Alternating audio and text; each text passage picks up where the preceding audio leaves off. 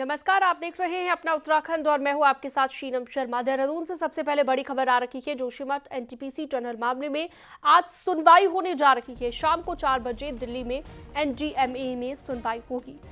सुनवाई के दौरान आपदा प्रबंधन सचिव रंजीत सिन्हा, एनटीपीसी और याचिकाकर्ता पीसी तिवारी को मौजूद रहने के निर्देश दिए गए हैं। आपको बता दें, एनटीपीसी ने सरकार से निर्माण और विस्फोट की अनुमति मांगी है, जिसको लेकर याचिकाकर्ता पीसी तिवारी ने एनटीपीसी के खिलाफ हाईकोर्ट में याचिका डाली है, जिस पर 25 सितंबर को सुनवाई करते हुए हाईकोर्ट ने केस एनडीएमए को रेफर कर दिया था।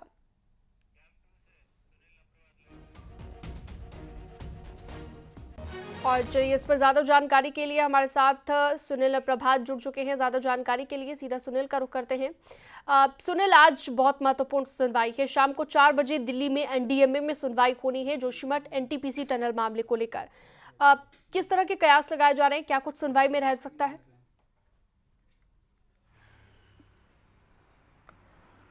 देखिए सीनम, ये पूरा मामला जोशीमठ के भू धसाव से जुड़ा हुआ है। जोशीमठ में एनटीपीसी 520 मेगावाट की तपोवन विष्णुघाट जल विद्युत परियोजना को बना रही है। आरोप यह है एनटीपीसी पे कि उसकी टनल निर्माण के कारण जोशीमठ में भू धसाव को बढ़ावा मिला है। और इस बात को लेके सोशल एक्टिविस्ट अल्मोड़ा के निवासी पीसी तिवारी हाईकोर्ट गए थे। आपको ध्यान होगा कि हाईकोर्ट के निर्देश पर हाल ही में सरकार ने 8 साइंटिफिक एजेंसियों की जोशीमठ से जुड़ी रिपोर्ट सार्वजनिक की थी। उसके लिए भी पीसी तिवारी ने हाईकोर्ट में अपील दायर की थी। इन तमाम वैज्ञानिक संस्थाओं की रिपोर्ट में एनटीपीसी को क्लीन चिट दे दी गई थी कि एनटीपीसी जो वहां पर टनल का निर्माण कर रही है उसका भू धसाव में कोई भी योगदान नहीं है, उसके चलते भू धसाव नहीं हो रहा है। लिहाजा तब से एनटीपीसी का जो टनल निर्माण का काम वहां पर बंद पड़ा हुआ था। एनटीपीसी ने हाईकोर्ट से कहा कि वैज्ञानिक संस्थाओं ने जब उसको क्लीन चिट दे दी है तो लिहाजा उससे निर्माण की अनुमति और टनल निर्माण के लिए विस्फोट की परमिशन दी जाए। इस बात को पीसी तिवारी ने इस पर आपत्ति जताई हाईकोर्ट के समक्ष कि इसके चलते वहां पर बड़े पैमाने पर एक बार फिर से भू धसाव हो सकता है। हाईकोर्ट ने इस मामले को नेशनल डिजास्टर मैनेजमेंट अथॉरिटी को रेफर कर दिया क्योंकि वो एक एक्सपर्ट एजेंसी है। हाईकोर्ट ने कहा कि एनडीएमए इस पर डिसाइड करे कि क्या एनटीपीसी को अनुमति देना उचित होगा या नहीं। तो आज एनडीएमए हाईकोर्ट में एनडीएमए दिल्ली में अपने हेड ऑफिस में इस मामले की सुनवाई करेगा, जिसमें स्टेट की ओर से रंजीत सिन्हा जो आपदा प्रबंधन सचिव हैं वो मौजूद रहेंगे, पीसी तिवारी जो याचिकाकर्ता हैं वो मौजूद रहेंगे और इसके अलावा एनटीपीसी के ऑफिसर्स वहां पर मौजूद रहेंगे। तो एक महत्वपूर्ण डिसीजन आज एनडीएमए की इस सुनवाई में देखने को मिल सकता है। सवाल ये भी रहेगा कि क्या एनटीपीसी को टनल निर्माण की अनुमति मिलेगी या नहीं। जी, लेकिन जिस तरह के हालात बने थे सुनील प्रभात और जिस तरह की परेशानियां आई थी, अभी भी खतरे की जोन से, जो डेंजर जोन है, उससे बाहर जोशीमठ को घोषित नहीं किया गया है। और कुछ वक्त पहले भी हम देख रहे थे जोशीमठ के आसपास के इलाकों में भी दरारें आना शुरू हो गई थी। तो ऐसे में काफी मुश्किल यहाँ पर दिख रहा है कि हाईकोर्ट अनुमति दे देगा इस बात की।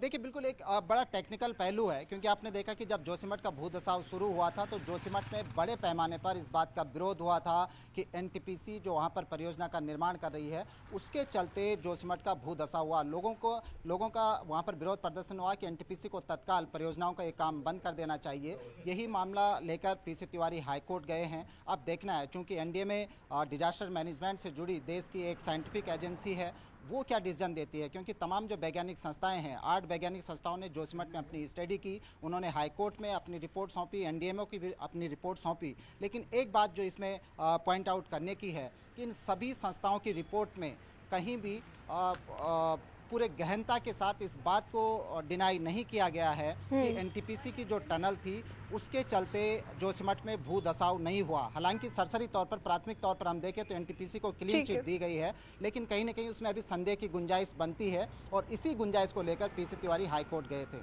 जी, ठीक है, बहुत शुक्रिया, विस्तार से आपने जानकारी दी सुनील प्रभात। और अब आगे बढ़ते हैं। देहरादून से बड़ी खबर आ रही है, जहां पर आज सीएम पुष्कर सिंह धामी का कुमाऊं का दौरा है। नानक मत्ता में दुर्गा पूजा महोत्सव में हिस्सा लेंगे और इसके बाद 1:30 बजे सीएम नैनीताल पहुंचेंगे।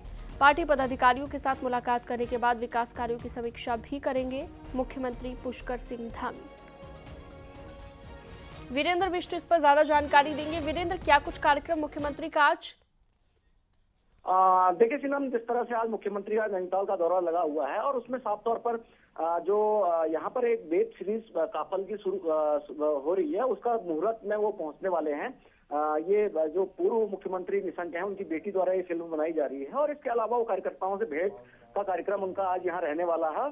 इसके साथ ही शाम के वक्त जो मुख्यमंत्री हैं वो कुमाऊं के तमाम अधिकारियों की बैठक लेंगे और जो समीक्षा करेंगे विकास कार्यों की, क्योंकि जिस तरह से आपदा में तमाम सड़कें डैमेज हुई हैं, नहरें डैमेज हुई हैं या फिर दिक्कतें लोगों को खास तौर पर हुई हैं, उनकी समीक्षा करेंगे। और जिस तरह से विकास कार्यों को लेके पूर्व में सीएम ने निर्देश दिए हैं सड़कों को करने के, इन सभी चीजों की प्रगति रिपोर्ट लेंगे। तो ये कहा जा सकता है कि जो कुमाऊं का दौरा है वो आज कई मायने में अहम है और दिन में मुख्यमंत्री पहुंचेंगे तो कई कार्यक्रमों में यहाँ पर शिरकत करेंगे। जी, बहुत शुक्रिया तमाम जानकारी के लिए आपका, वीरेंद्र बिष्ट।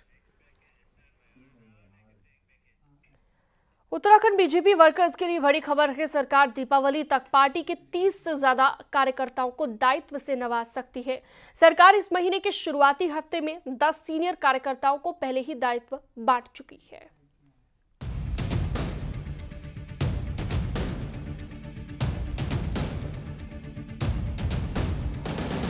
सरकार बनने के करीब 1.5 साल बाद अक्टूबर शुरुआत में सरकार ने पहली बार एक साथ 10 सीनियर पार्टी वर्कर्स को निगमों और बोर्डों में जिम्मेदारी से नवाजा था। लेकिन दायित्व की आस लगाए बैठे वर्कर्स की फौज के सामने ये नाकाफी माना जा रहा था। कयास लगाए जा रहे थे कि सरकार जल्द ही दायित्वधारियों की दूसरी लिस्ट जारी कर सकती है।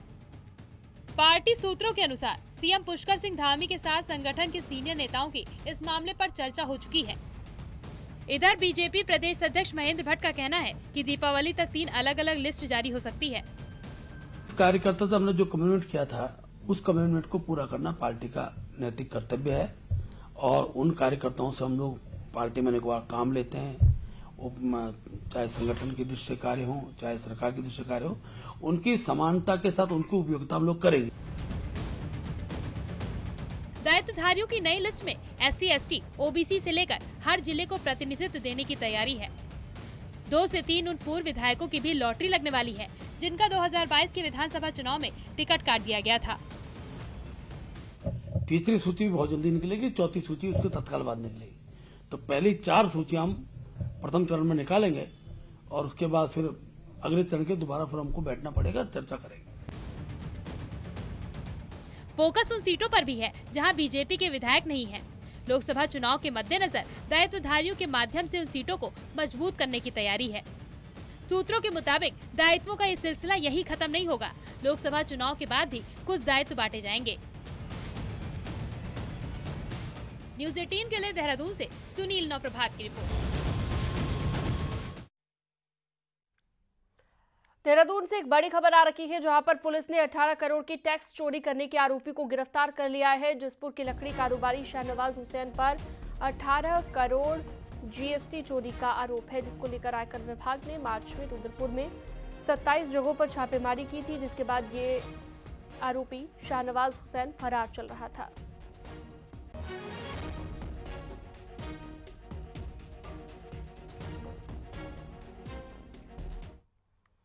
विकासनगर में एक महिला ने अपने प्रेमी के साथ मिलकर अपने पति की हत्या करवा दी और पुलिस ने महिला और उसके प्रेमी को गिरफ्तार कर लिया है। चौकी डाकपत्थर क्षेत्र में जलालिया पीर के पास यमुना नदी में 19 तारीख को पुलिस को एक शव मिला था, जिसके बाद पुलिस ने मामले की जांच शुरू की तो पता चला कि महिला ने अपने प्रेमी से अपने पति की हत्या करवा दी। पूछताछ में आरोपी ने बताया कि महिला से उसकी मुलाकात एक शादी समारोह में हुई थी। इसके बाद नजदीकी बढ़ी तो महिला अपने पति को रास्ते से हटाने का दबाव बनाने लगी, जिसके बाद पूरा षड्यंत्र रचा गया। था इसलिए हमने जो है पीछे बैकगेट की CCTV फुटेज और अन्य स्रोतों से जब जानकारी करी तो इसमें एक संदिग्ध नाम जिसमें परम नाम का है जो अमरोहा का रहने वाला था और जब उससे सख्ती से पूछताछ की गई तो उसके द्वारा बताया गया कि वह मृतक की पत्नी के साथ पहले एक साल शादी में कहीं मिला था और तब उनकी जान पहचान थी और जो उसके द्वारा बताया गया कि मृतक जो है अपनी वाइफ को परेशान करता था और उससे पीछा छुड़ाने के लिए उसने अपनी प्रेमिका के साथ मिलकर जो है ये षड्यंत्र रचा और उसकी शराब पिलाने के बहाने उसको लेकर जहां गमछे से उसकी गला दबा के हत्या कर दी और हत्या करने के बाद शव को यमुना नदी में फेंक दिया था। हरिद्वार में 2 दिन पहले हुई महिला की हत्या का पुलिस ने खुलासा कर दिया है। पुलिस ने हत्या के आरोप में महिला के देवर को गिरफ्तार कर लिया है। बीते शुक्रवार को दिन दहाड़े महिला की हत्या हो गई थी और उसके शव को कमरे में बंद पाया गया था। उसके बाद पुलिस ने जांच शुरू की। पुलिस को देवर की भूमिका इसमें संदिग्ध लगी है और जब देवर से सख्ती से पूछताछ की गई तो उसने महिला के साथ झगड़ा होने के बाद हत्या की बात को कबूल लिया है।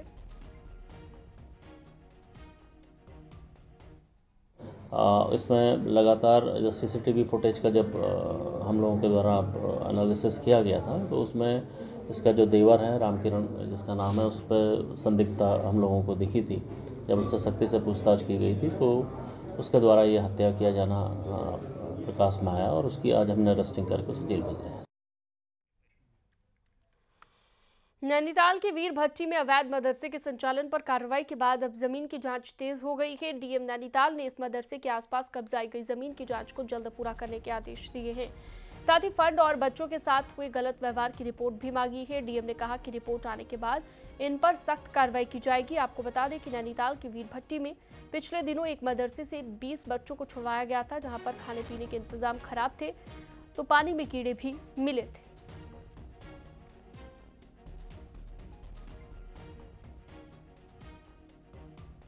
में भी उसमें कुछ शिकायतें प्राप्त हुई थी कि गवर्नमेंट की लैंड पर कुछ इंक्रोचमेंट का केस भी है, जिसकी पैमाइश और जांच करने के लिए हमने एसडीएम को निर्देशित किया है।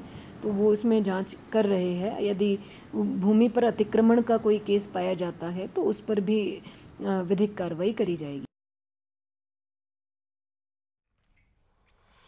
जोशीमठ में सुरक्षात्मक कार्यों को 4 चरणों में बांटा गया है। जोशीमठ में बहने वाले करीब 6 नालों का नवनिर्माण, अलकनंदा नदी के तट पर सुरक्षा दीवार के साथ नालियों का निर्माण और ड्रेनेज सिस्टम का काम किया जाना है, जिसको लेकर सरकार योजना तैयार कर चुकी है। इन सभी निर्माण कार्यों के लिए सिंचाई विभाग, पीडब्ल्यूडी और नगर पालिका जोशीमठ को जिम्मेदारी दी जा सकती है।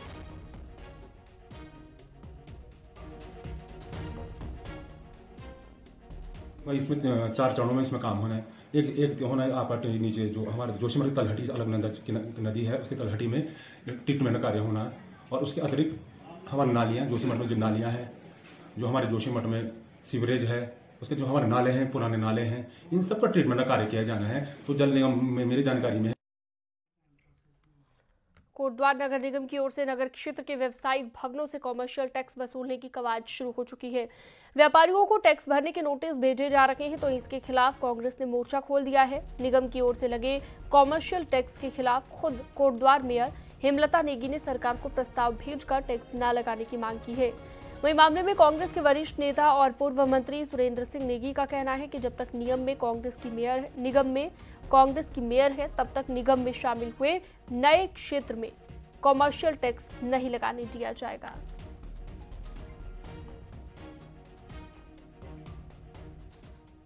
इसमें एक कवायद शुरू हुई कि इसको लगना ही लगना है, क्योंकि बार बार जो है अधिकारियों का यानी कि राज्य सरकार का दबाव आता था कि अगर आप टैक्स नहीं देंगे तो हम आपके फंडिंग को रोक देंगे।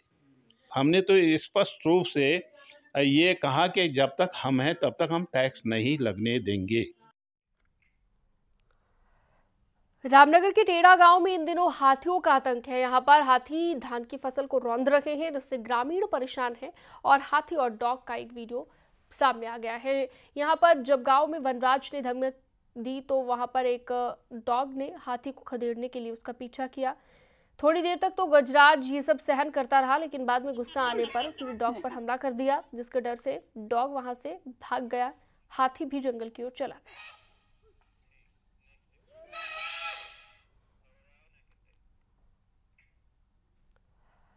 और हेमकुंड साहिब में भारी बर्फबारी हुई है, कई फीट तक बर्फ जमा हो गई है। तस्वीरों में भी आपको दिखाएंगे कि कैसे हेमकुंड साहिब में पैदल ट्रैक पर 1 फीट के आसपास बर्फ की सफेद चादर जमी है।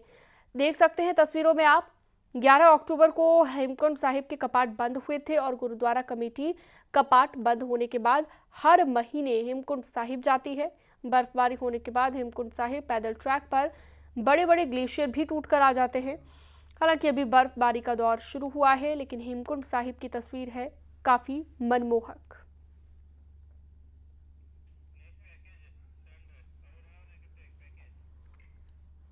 तीर्थाटन से लेकर पर्यटन तक उत्तराखंड धीरे धीरे देश दुनिया की पसंद बनता जा रहा है और इसका उदाहरण है चारधाम यात्रा। चारधाम यात्रा में श्रद्धालुओं की भीड़ ने नया इतिहास रच दिया है। पिछले सारे रिकॉर्ड ध्वस्त करते हुए इस साल अभी तक श्रद्धालुओं का आंकड़ा 51 लाख को पार कर गया है।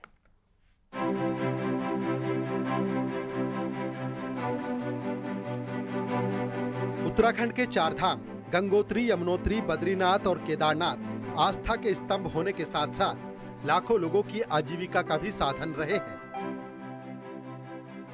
पिछले कुछ साल में केदारनाथ, बद्रीनाथ पुनर्निर्माण के साथ ही ऋषिकेश, कर्णप्रयाग रेलवे लाइन और चारधाम की सड़कों पर जो काम हुआ और यात्री सुविधाओं में जो बढ़ोतरी हुई, उसने यात्रा को चरम पर पहुंचा दिया।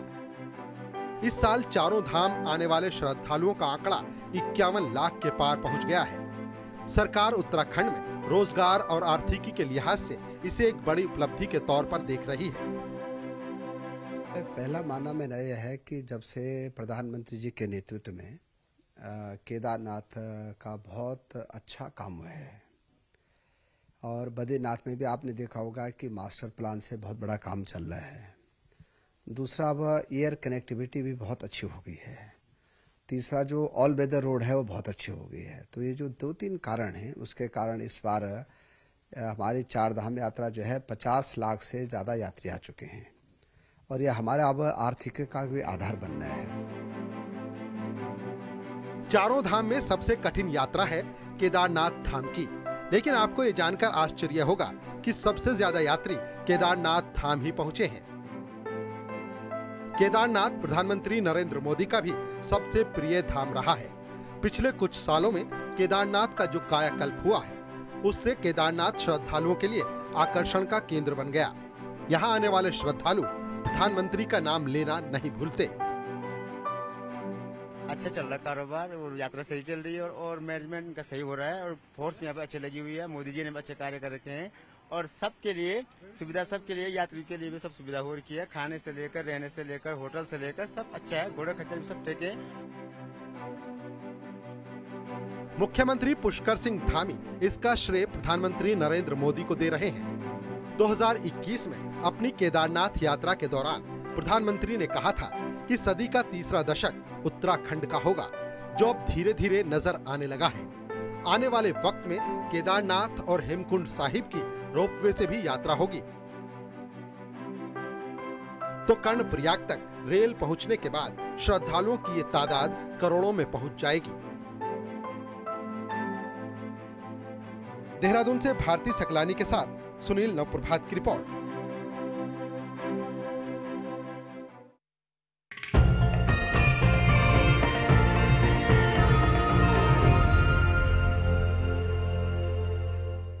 शारदीय नवरात्रों के अंतिम दिन मां सिद्धिदात्री की आराधना की जा रही है। धर्मनगरी हरिद्वार में स्थित माता के सभी मंदिरों में श्रद्धालुओं का जमावड़ा लगा हुआ है। मनसा देवी, चंडी देवी और माया देवी मंदिर में सुबह 4 बजे से ही श्रद्धालु जुटना शुरू हो गए हैं। सभी मंदिरों में माता के जयकारे गूंज रहे हैं। हरिद्वार के मनसा देवी मंदिर में भी श्रद्धालुओं की खासी भीड़ दिखाई दी।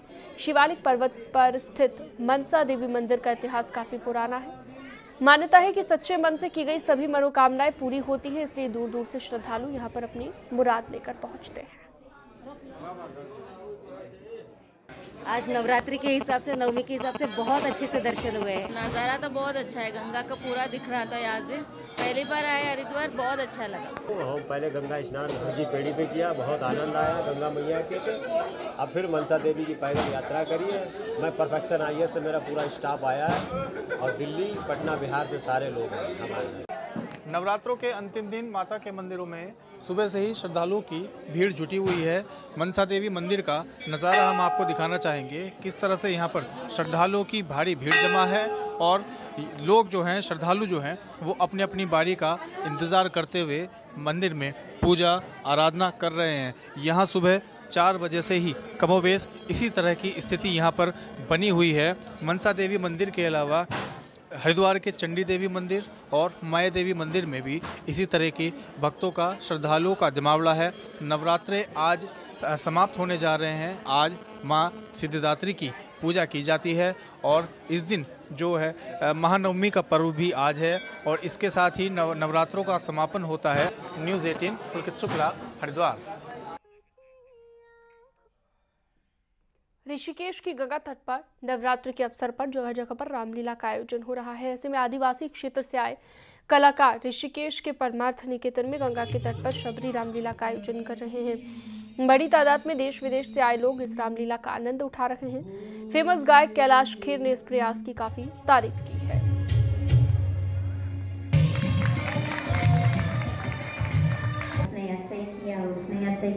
रामलीला ये एक नया प्रयोग है।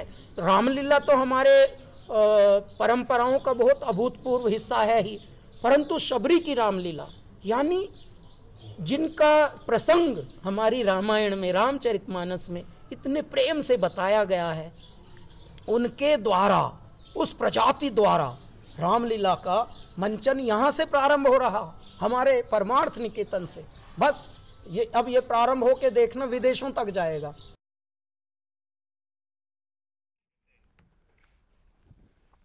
उत्तरकाशी के सीमांत गांव में पांडव नृत्य की धूम देखी जा रही है। ग्रामीण क्षेत्र की खुशहाली की कामना को लेकर पारंपरिक पांडव नृत्य का आयोजन किया जाता है, जिसमें ग्रामीण अपनी सीमा की सुरक्षा भी करते हैं।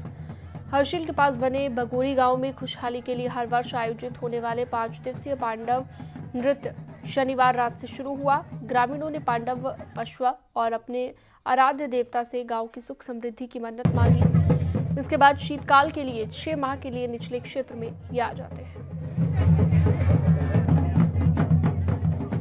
हमारे यहाँ नवरात्रा में पांडवों का पूजा किया जाता है और बड़े धूमधाम से पूरे गांव वाले इसमें पांडव नृत्य और सारे कार्यक्रम होता है और देवताओं को खुश रखते हैं। और साथ में हम सभी गांव वाले दुआ मांगते हैं कि हमारा भविष्य उज्जवलमय हो। पांडव नृत्य नवरात्र के टाइम में शुरू होता है। 5 दिन तक पांडव नृत्य करते हैं। इसे भगवान से दुआ मांगते हैं कि हमारा पूरा गांव। वक्त एक छोटे से ब्रेक का है, जल्द लौटते हैं।